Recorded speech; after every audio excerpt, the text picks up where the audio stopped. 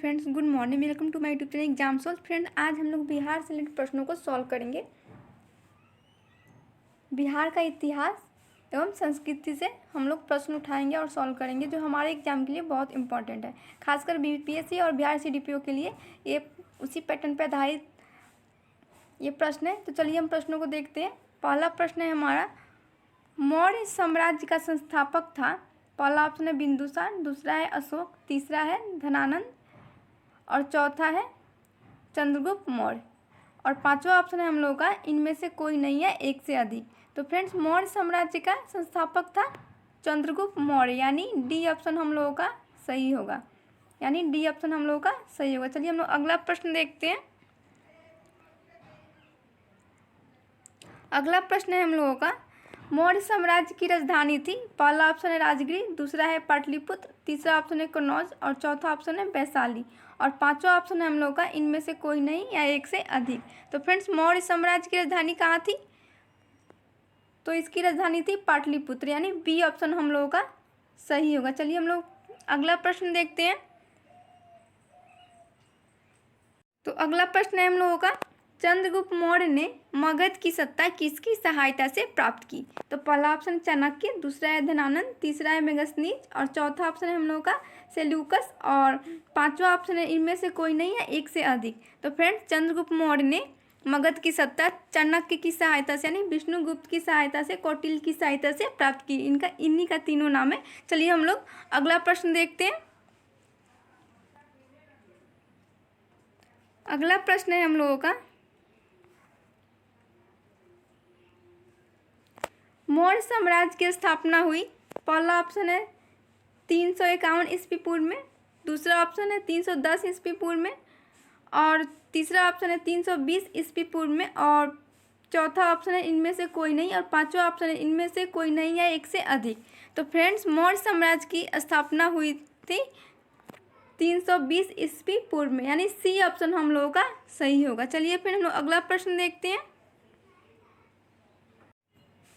अगला प्रश्न है हम लोगों का, यूनानी दूत मेगस्थनीज किसके दरबार में पाटलिपुत्र आया था? तो किसके दरबार में? तो चलिए हम लोग ऑप्शन देखते हैं। पहला ऑप्शन है अशोक महान, दूसरा है बिंदुसार, तीसरा है तीवर और चौथा है चंद्रगुप्त मौर्य और पांचवा ऑप्शन इनमें से कोई नहीं है, एक से अधिक। तो फ्रेंड्स, मेगस्थनीज जो था वो चंद्रगुप्त मौर्य के दरबार में आया था, यानी डी ऑप्शन हम लोगों का सही होगा। चलिए तो हम लोग अगला प्रश्न देखते हैं। प्रश्न है हम लोगों का, मेगस्थनीज का पाटलिपुत्र आगमन हुआ था। पहला ऑप्शन है 311 ईस्वी पूर्व में, दूसरा है 315 ईस्वी पूर्व में, तीसरा ऑप्शन हम लोग का 320 ईस्वी पूर्व में और चौथा ऑप्शन है 305 ईस्वी पूर्व में और पांचवा ऑप्शन है हम लोग का इनमें से कोई नहीं है, एक से अधिक। तो इसका कब पाटलिपुत्र में आगमन हुआ था? तो इसका आगमन हुआ था 315 ईस्वी पूर्व में, यानी बी ऑप्शन हम लोगों का सही होगा। चलिए फिर हम लोग अगला प्रश्न देखते हैं। अगला प्रश्न है हम लोगों का, चंद्रगुप्त मौर्य के दरबार में मेगास्थनीज को भेजने वाला शासक था। पहला ऑप्शन है सिकंदर, दूसरा है सेल्यूकस, तीसरा है डेमेट्रियस और चौथा ऑप्शन है हम लोग का डिमाक्लिस और पांचवा ऑप्शन है हम लोग का इनमें से कोई नहीं है, एक से अधिक। तो कौन था? तो फ्रेंड्स, सेल्यूकस था, यानी बी ऑप्शन हम लोगों का सही होगा। चलिए फिर हम लोग अगला प्रश्न देखते हैं। अगला प्रश्न है हम लोगों का,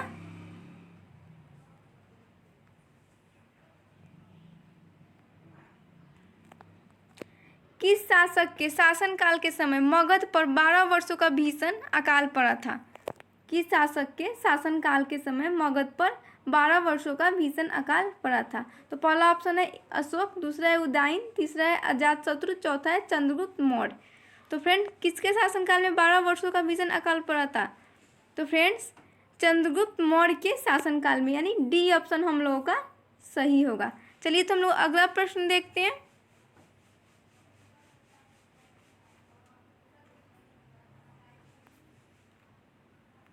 अगला प्रश्न है हम लोगों का, चंद्रगुप्त मौर्य का प्रधानमंत्री था। पहला ऑप्शन है चाणक्य, दूसरा है तीवर, तीसरा है मेगस्थनीज, चौथा है भद्रबाहु और पांचवा ऑप्शन है हम लोग का इनमें से कोई नहीं है, एक से अधिक।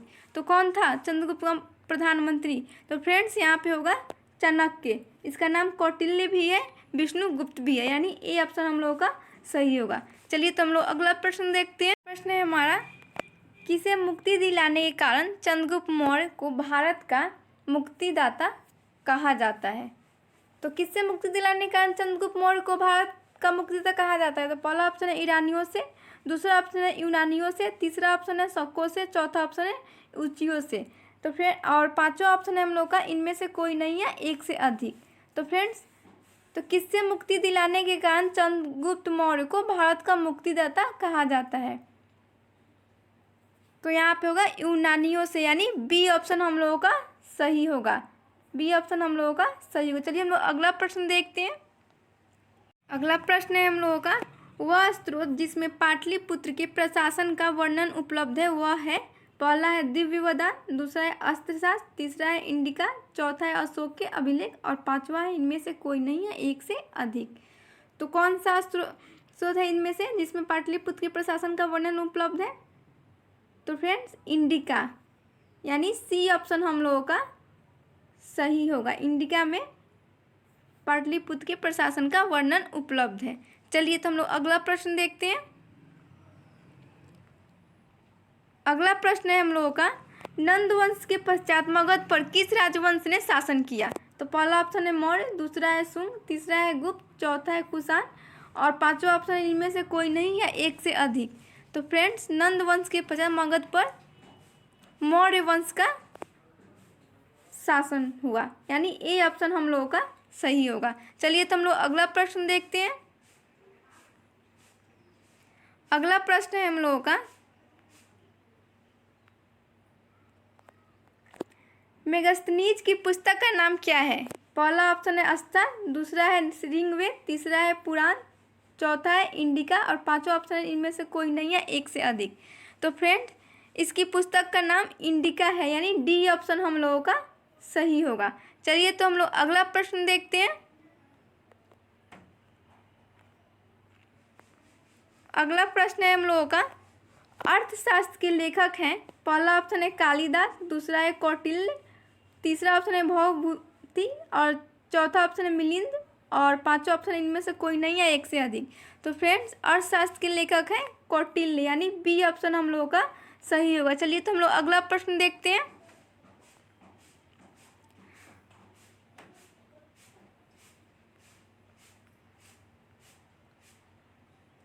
अगला प्रश्न है हम लोगों का, पाटलिपुत्र की शासन व्यवस्था का विस्तृत वर्णन किस विदेशी यात्री के वृत्तांत में मिलता है? तो पहला ऑप्शन है स्ट्रैबो,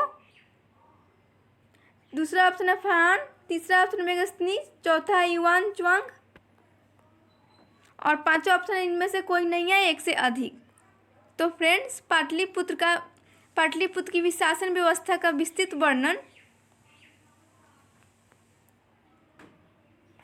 मेगस्थनीज की पुस्तक इंडिका से मिलता है, यानी सी ऑप्शन हम लोग का सही होगा। चलिए तो हम लोग अगला प्रश्न देखते हैं।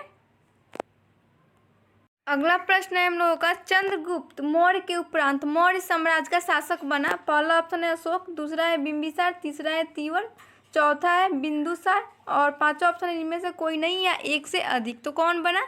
तो फ्रेंड बिंदुसार बना, यानी डी ऑप्शन हम लोगों का सही होगा। चलिए हम लोग अगला प्रश्न देखते हैं।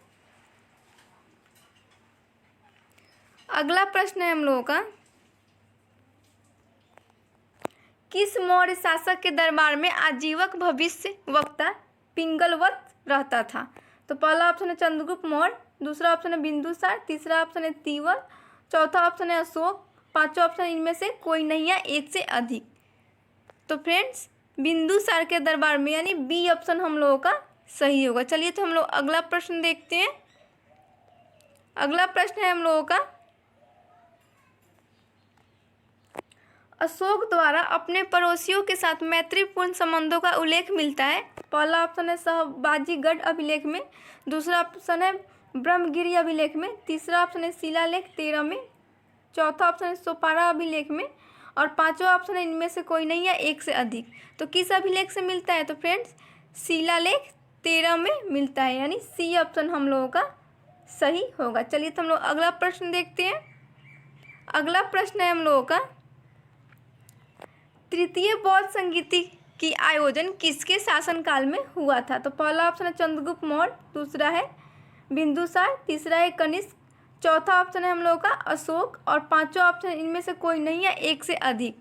तो फ्रेंड्स अशोक के शासनकाल में तृतीय बौद्ध संगीति का आयोजन हुआ था, यानी डी ऑप्शन हम लोगों का सही होगा। चलिए तो हम लोग अगला प्रश्न देखते हैं। अगला प्रश्न है हम लोगों का, तृतीय बौद्ध संगीति की अध्यक्षता की थी। पहला ऑप्शन है मोगलीपुत्र तीस, दूसरा ऑप्शन है पिंगलवत्स, और तीसरा ऑप्शन है महाकश्यप, और चौथा ऑप्शन है वसुमित्र, और पांचवा ऑप्शन इनमें से कोई नहीं है, एक से अधिक। तो तृतीय बौद्ध संगीति की अध्यक्षता की थी मोगलीपुत्र तीस ने, यानी ए ऑप्शन हम लोगों का सही होगा। चलिए फ्रेंड्स आज के लिए इतना ही, मिलते हैं हम लोग अगले वीडियो में। और हाँ फ्रेंड्स, लाइक, सब्सक्राइब और शेयर करना बिल्कुल ना भूलें। Thank you.